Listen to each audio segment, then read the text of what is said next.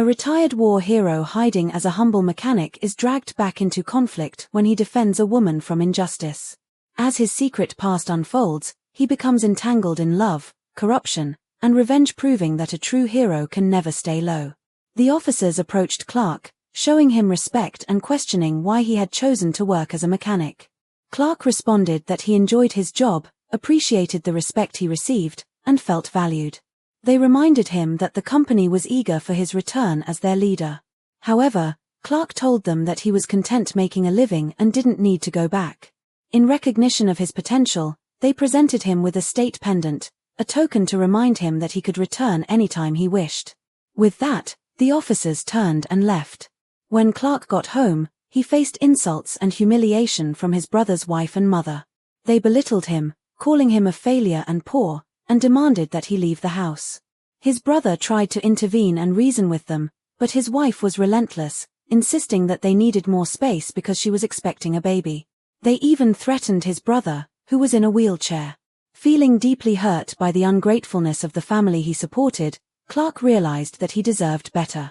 To maintain peace, he made the difficult decision to leave.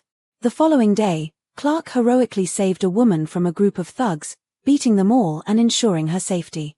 Grateful, she invited him to dinner as a gesture of thanks.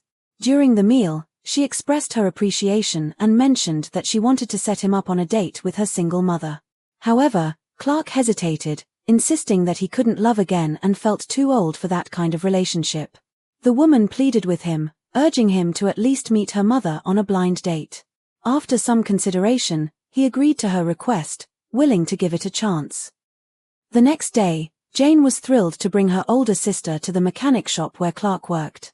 Upon arriving, Vicky expressed her gratitude to Clark for saving Jane, and in her appreciation, she offered him a check. Clark firmly declined, stating that he helped Jane simply because it was the right thing to do. Vicky admired his humility and bravery. Just then, Chris stepped in and offered Vicky a ride home on his bike. Initially hesitant, having never ridden a motorcycle before, she agreed after being charmed by his good humor and positive energy. The following day, Vicky and Jane discussed Chris, with Jane encouraging her sister to give him a chance to show his feelings. They both laughed about the possibilities.